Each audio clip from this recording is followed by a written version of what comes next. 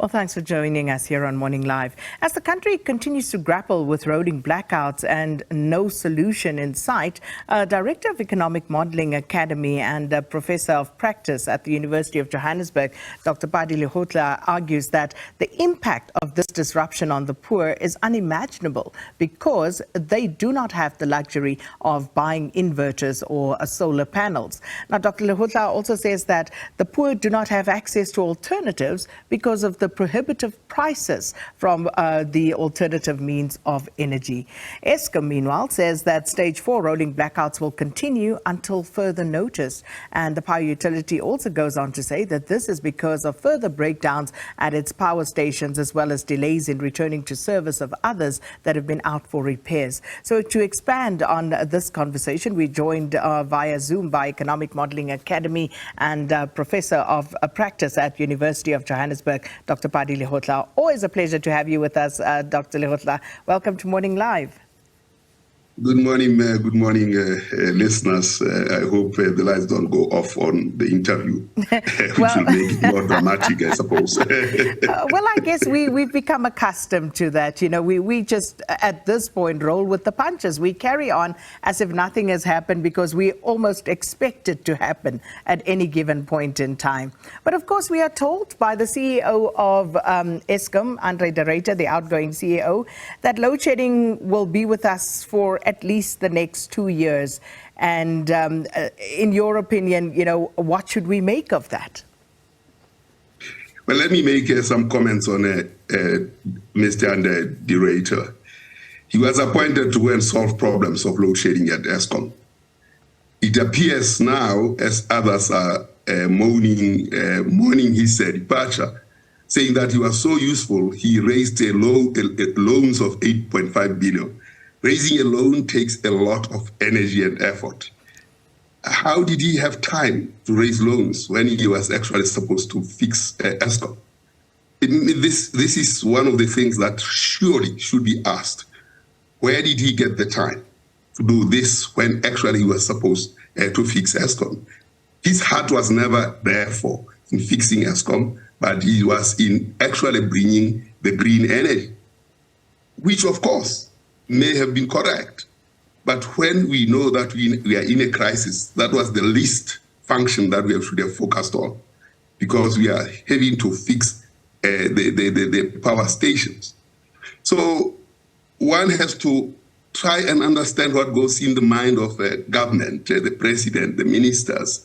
Have they looked at the data of utilization of electricity by the poor? I doubt. But even if they didn't look at the data, conscience tells you that when electricity goes, the poor are going to suffer. They've been removed from using biomass, cow dung, plants, coal. They've been induced into using energy, and which was the benefit of democracy. Now this thing goes. Those who have money privatize their own lives, buy inverters, buy generators. The poor cannot afford that. The Minister of Small Businesses says they will intervene in businesses to compensate for them for loss of energy. There is no plan. Even if it were there, it's not impossible to implement for the poor. There are no rooftops. There's absolutely no plan for the poor when energy goes, whether intermittently or when there is a total blackout. 80%, 87% of the poor use electricity for cooking. When that goes, there is no alternative. They'll have to eat raw meat if they can afford one.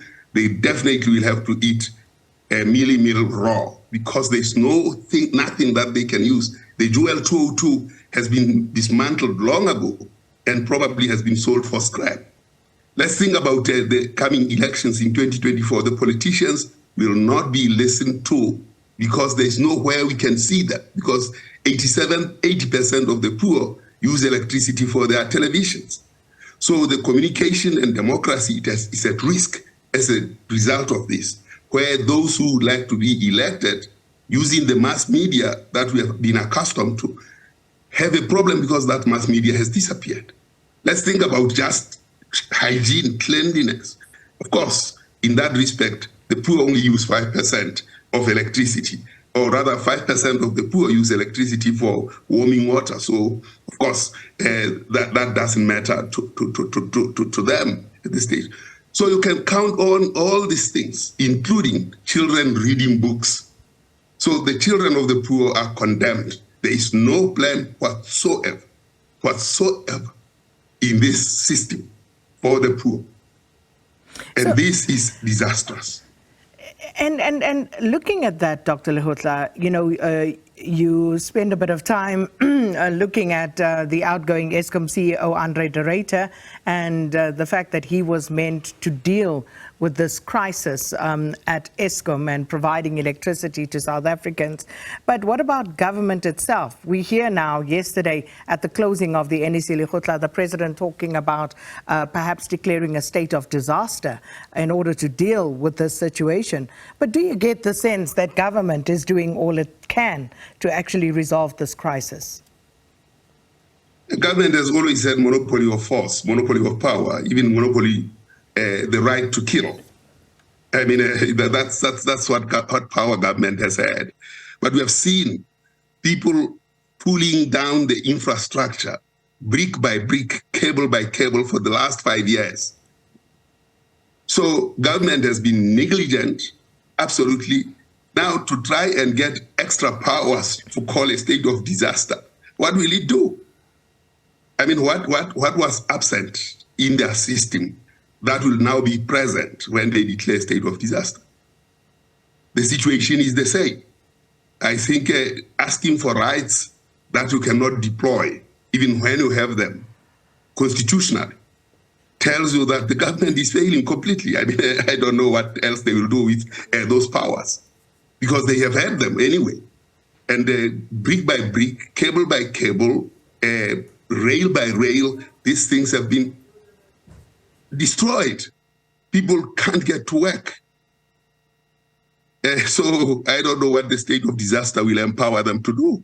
I don't see any use of state of disaster being declared, because they have always had the monopoly of power, monopoly of force, monopoly to enforce laws. They don't need any other extra power to do that. That's what government constitutionally is supposed to do. That's what governments do the world. Ours have ignored that constitutional empowerment that embraces or dresses the president in extraordinary power already. What will the power of state of disaster do when the disaster has been man-made by the government itself? So let's unpack that. When you say that disaster has been man-made, how so? How did we get to this point where we are now in crisis? We're operating in crisis mode all the time. You say it's man-made. How did we get here?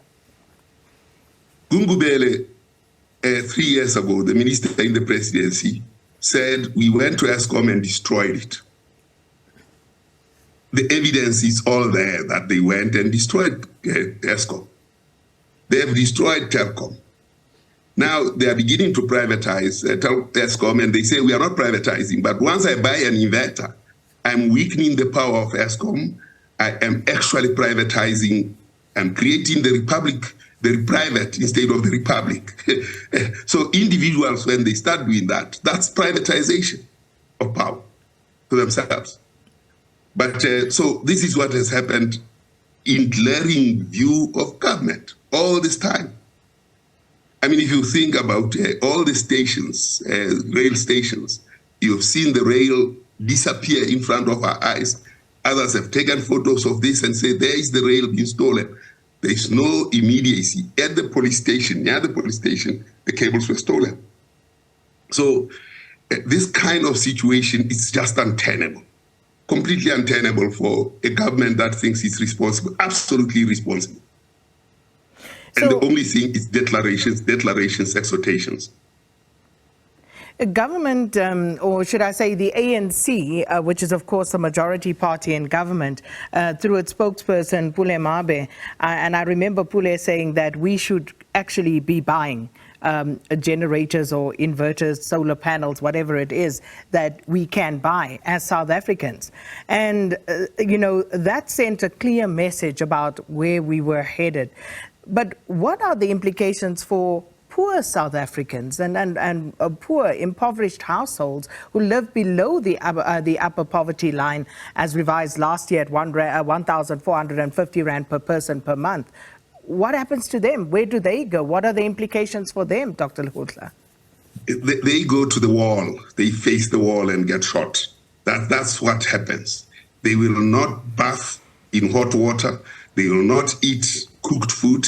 They will not watch the elections or see who they should vote for. They are almost dead and forgotten. This is what is happening. But there's hope.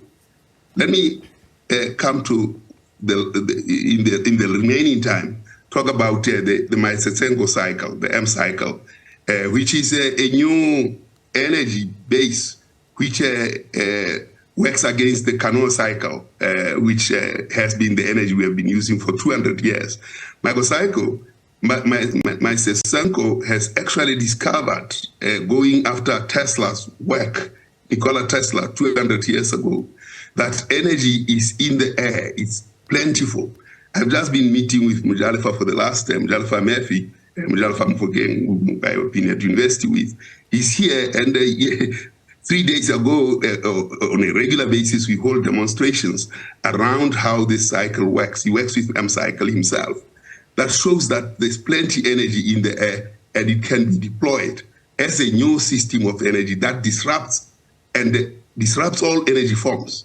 But it also extends the life of use of coal, the life of use of oil, and cools the environment. It's not detrimental to the environment. This is the way we should be going.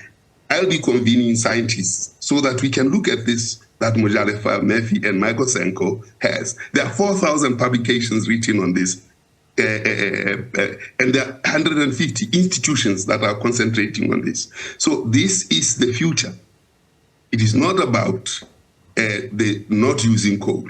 It is not about not using oil. It is about using coal and oil responsibly, using the M cycle, which Tesla, through Nikola Tesla's, Tesla, by the way, is the car that Elon Musk has named after Tesla. So there are solutions that have to be looked at. I mean, the miracle of this is that the cooling, through the evaporative cooling, Masesengo has actually managed to cool below a wet bulb to dew point. And I could see that here in my house. You see that the cooling using this device went below a wet bulb to dew point. And we went again to somewhere around Johannesburg, and it cools to very, very fast to a wet bulb of 19 degrees. So there is a science that is there that has to be deployed. And scientists have to come around and we deal with this crisis. We are just about out of time, but what about political will to solutions such as these? Do you think that it exists, Dr. Lehohla? If people are going to march on the 20th, then there is public will to deal with private, and we can reclaim the republic from the re-private. And the technology is at the heart of this. And it is the science. It's not about politics. It's not political. It's not about finance. This is a solution that is embedded in the abundance of energy that is democratically available to us through plenty of air in the space.